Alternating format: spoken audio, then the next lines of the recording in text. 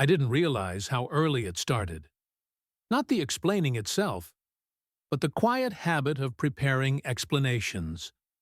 Before anyone asked, before anything felt wrong, I remember noticing, even when I was younger, how clarity seemed to calm things down. Not because someone taught me that, because I could feel it happen. When things were explained early, the air stayed lighter. When intentions were clear, conversations didn't twist into something else. Silence, I learned, wasn't empty. It did things. A pause could shift the temperature of a room. Hesitation could be read as uncertainty. Stillness could invite interpretations you never intended. So explanations felt like protection. If I explained myself well enough, nothing escalated. If I spoke early, nothing lingered. If I clarified before anyone asked, there would be nothing to resolve later. At the time, that didn't feel calculated. It felt responsible. It felt like maturity. There were places where being clear meant being safe, where ambiguity made people uneasy, where silence wasn't neutral but suspicious. In those environments, not explaining yourself quickly enough created more tension than saying too much ever did. So I learned to speak before silence had time to stretch. Not loudly, not defensively, just early. I learned to add context before it was requested, to clarify before confusion appeared, to translate myself outward before anyone had the chance to misunderstand me. And it worked. That part matters. Things stayed smooth. Conversations flowed. Situations rarely escalated. People seemed comfortable around me. I became someone who was easy to understand, easy to work with, easy to rely on. I became good at noticing moments just before they shifted. That slight hesitation, that half-second where a pause might start feeling uncomfortable. I learned to step in right there, before it turned into anything. Sometimes I could feel it coming before it happened. And I filled the space. I didn't think of this as control. I didn't think of it as people-pleasing. I thought of it as awareness. Over time, explaining stopped being something I consciously chose. It became something that happened automatically. A reflex.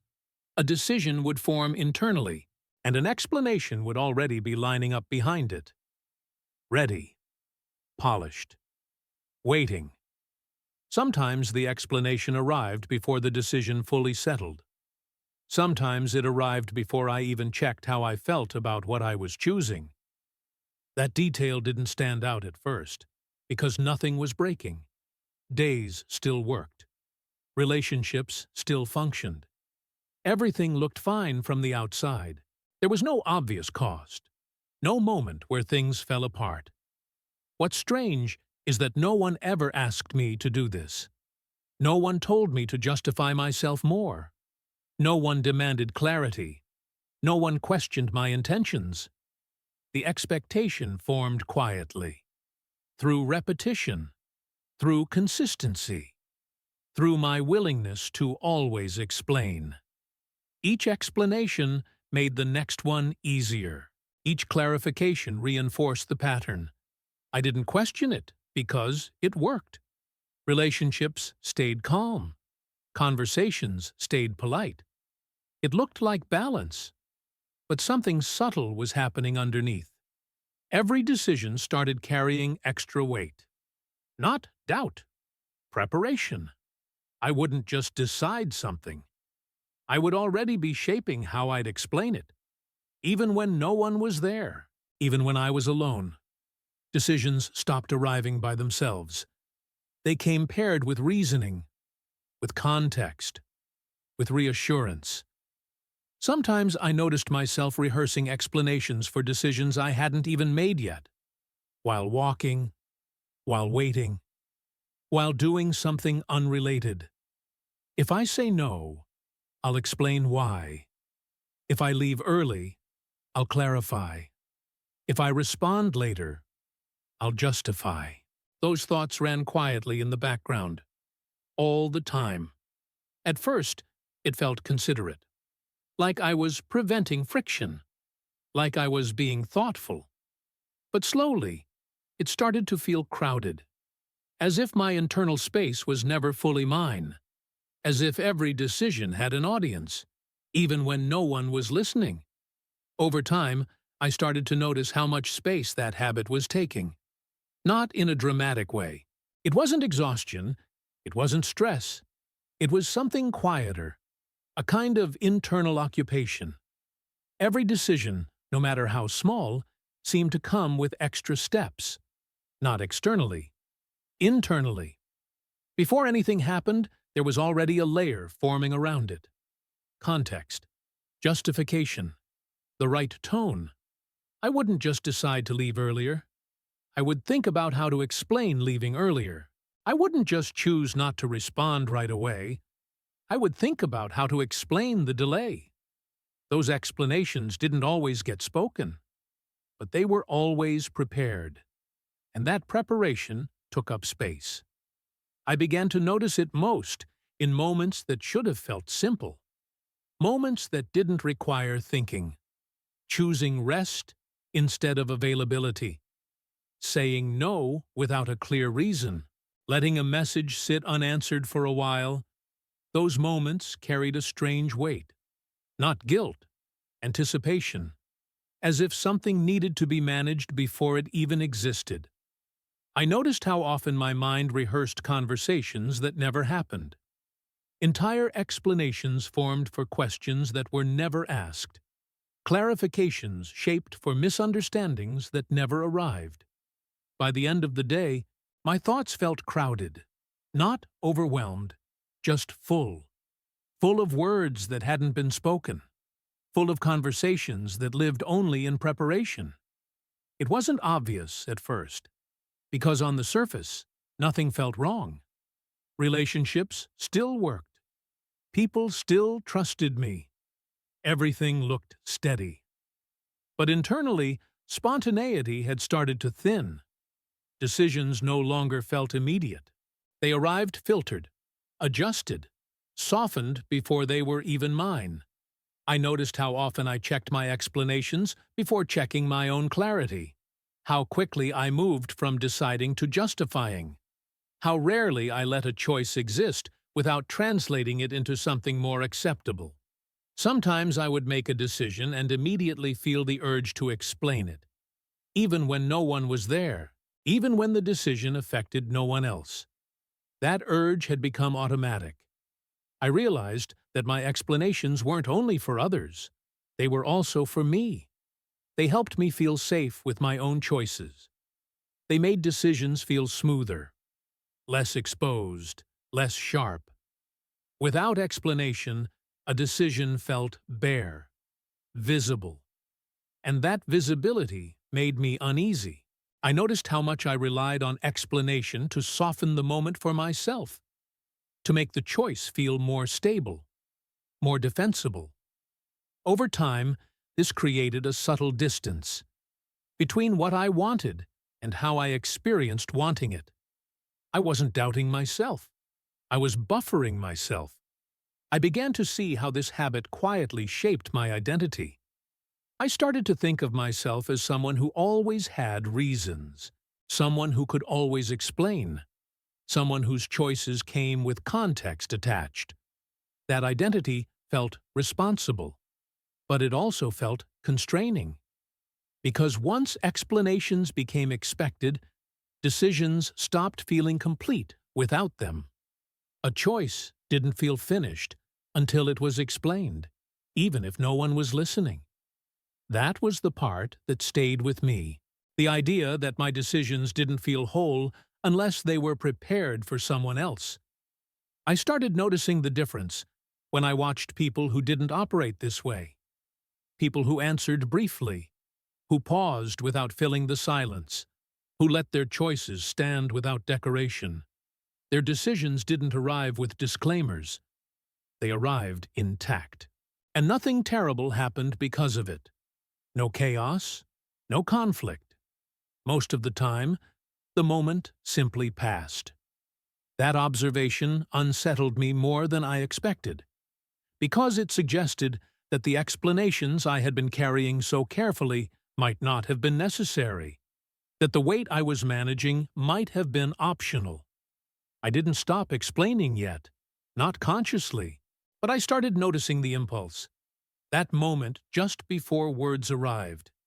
That familiar urge to soften, to reassure, to clarify. I began to pause there, not to stop myself, just to notice. Sometimes I still explained. Sometimes I didn't. And I started paying attention to how each choice felt. When I explained, things felt familiar, safe, contained. When I didn't, there was a brief exposure, a quiet discomfort, a sense of being seen without context.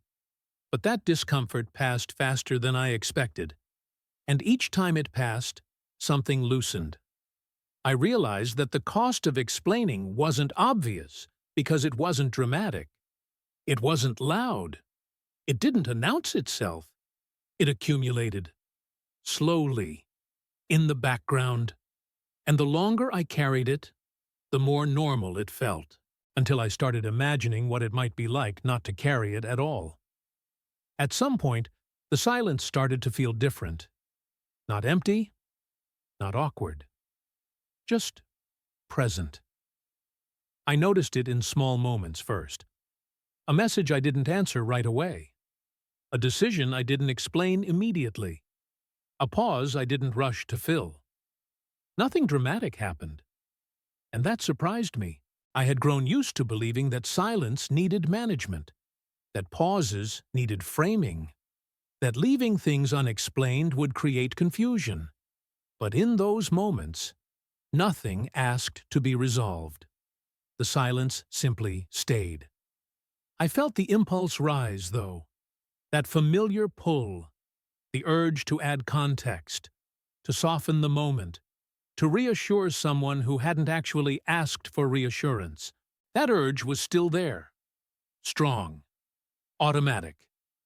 And now that I was paying attention, I could feel how quickly it appeared, almost before I was aware of deciding anything at all. A thought would form, and the explanation would follow immediately after.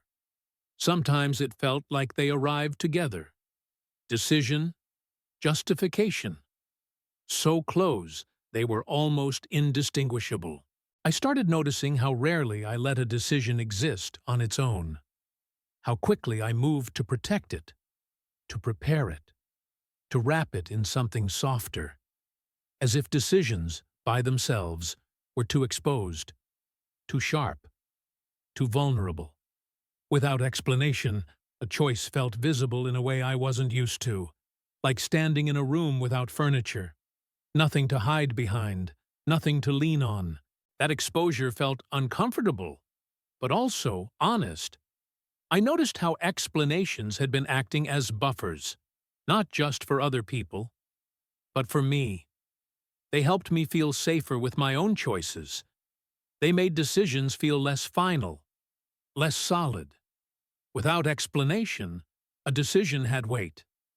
It landed, and I had to stand with it.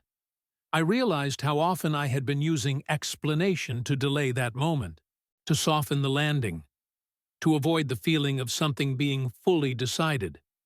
Silence didn't allow that. Silence asked me to stay. I noticed how my body reacted when I didn't explain.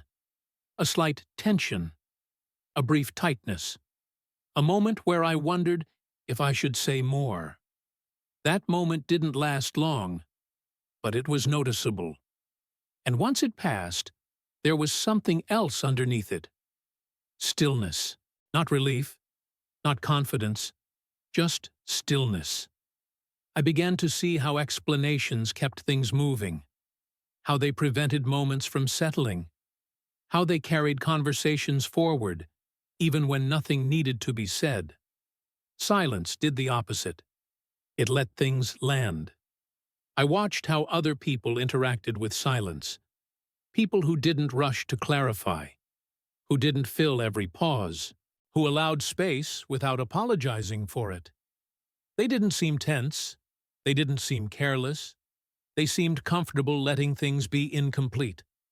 Their decisions arrived and stayed, untranslated. I paid attention to how little changed around them, how rarely anyone demanded more, how often moments simply moved on. That observation stayed with me, because it challenged something I had believed for a long time. That clarity always required explanation, that being understood required constant translation, that silence was something to fix. I started experimenting with not fixing it, very quietly, in small ways. I would pause before explaining, let the moment breathe, see what happened. Sometimes someone asked a question. Sometimes they didn't. When they did, I answered. When they didn't, nothing happened. The world didn't tilt. Relationships didn't fracture. Most moments passed exactly as they would have if I had explained, and some felt lighter. I noticed how not explaining created a different kind of space. Not emptiness, but room. Room for decisions to exist without commentary. Room for others to interpret things on their own. Room for me to feel my choices before shaping them for someone else. That space felt unfamiliar, but it also felt quieter, less crowded. I realized how much of my internal noise had been created by preparation, by anticipation, by rehearsing conversations that never took place. Without that rehearsal, my mind felt slower, more grounded, less ahead of itself. I wasn't constantly leaning into the future, preparing for reactions that might never come. I was more here. That didn't mean I never explained. It meant I stopped explaining automatically. And that difference mattered more than I expected. I didn't decide to stop explaining all at once. There was no moment where I drew a line. No promise I made to myself. It happened gradually, almost without my permission. The first time I didn't explain, I noticed it only afterward. A small decision, a brief response, no extra context, no justification added.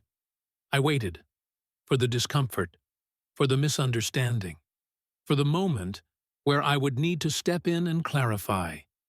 It didn't come. There was a pause, yes. A stretch of silence I would normally rush to fill. I felt the impulse rise, that familiar tension in the chest, that subtle urgency to soften the moment. And then, nothing. The moment passed on its own. That surprised me more than anything else, because I had built an internal belief that my explanations were holding things together, that without them, something might fall apart. But nothing did. That silence felt exposed. Without explanation, my decision felt more visible, less protected, like it was standing on its own without support. Explaining had always acted as a cushion, not for others, for me. Without it, I had to sit with my choices exactly as they were, untranslated, unpackaged. That felt unfamiliar. Not wrong, just unfamiliar. I noticed how quickly my mind wanted to intervene, to add something, to smooth the edges, to make the decision easier to accept. I didn't follow it. Not because I was trying to be disciplined, but because I was curious. I wanted to see what would happen if I stayed still. The discomfort came, and then it went, much faster than I expected. And underneath it, there was something quieter, a sense of steadiness, not confidence, not relief, alignment. I started letting that happen more often. Not everywhere, not all the time, just enough to notice the difference. I still explained when clarity mattered, when context genuinely helped, when silence would actually confuse rather than clarify. This was never about refusing communication. It was about removing reflex. I stopped preparing explanations before decisions had time to settle. I let myself decide first, fully. Only then did I ask myself if anything needed to be said. That order changed everything. Decisions began to feel heavier again. Not burdensome, substantial. Like they belonged to me before they belonged anywhere else. I noticed how little changed on the outside. People adapted. Conversations continued. Some moments felt quieter. Some felt simpler. Nothing collapsed. Nothing required repair. That was hard to accept at first, because it meant that much of the effort I had been carrying wasn't necessary. It meant I had been doing more than the moment required. What changed was my internal pace. I moved more slowly into conversations, less preemptive, less prepared, more present. I stopped treating silence like a problem to solve. It became something I could leave alone. I noticed how much space that created. Not emptiness. Room. Room for decisions to exist without commentary. Room for others to respond in their own way. Room for me to feel my choices before shaping them for someone else. I didn't announce the change. I didn't explain it. I just stopped assuming that every decision required translation. That assumption had been doing more work than I realized. And without it, something settled.